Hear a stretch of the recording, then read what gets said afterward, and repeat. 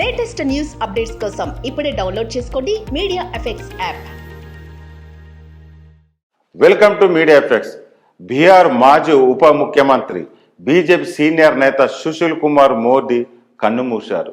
గత కొన్ని నెలలుగా క్యాన్సర్తో బాధపడుతున్న ఆయన ఆరోగ్యం విషమించి సోమవారం రాత్రి ఢిల్లీలోని ఎయిమ్స్లో తుది శ్వాస విడిచారు.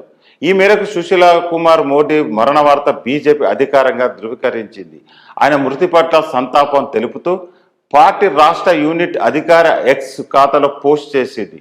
ఆయన మరణం బీహార్తో పాటు బీజేపీ కుటుంబానికి తీరని లోటని పోస్టులో పేర్కొంది. ఆయన అకాల మరణం పట్ల ప్రధానమంత్రి నరేంద్ర విచారం వ్యక్తం చేశారు.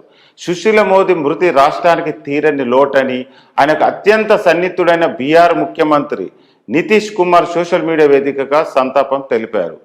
కాగా సుశీల్ కుమార్ మోదీ బీహార్ మాజీ ఉప ముఖ్యమంత్రి, మాజీ రాజ్యసభ ఎంపీగా సేవలు అందించారు. బీహార్ రాజకీయాలు చురుకుగా ఉండే సుశీల్ కుమార్ మోదీ గత కొంతకాలంగా క్యాన్సర్తో పోరాడుతున్నారు. ఆయన ఆరోగ్యం సహకరించకపోవడంతో లోక్సభ ఎన్నికలకు సైతం దూరంగా ఉన్నాడు.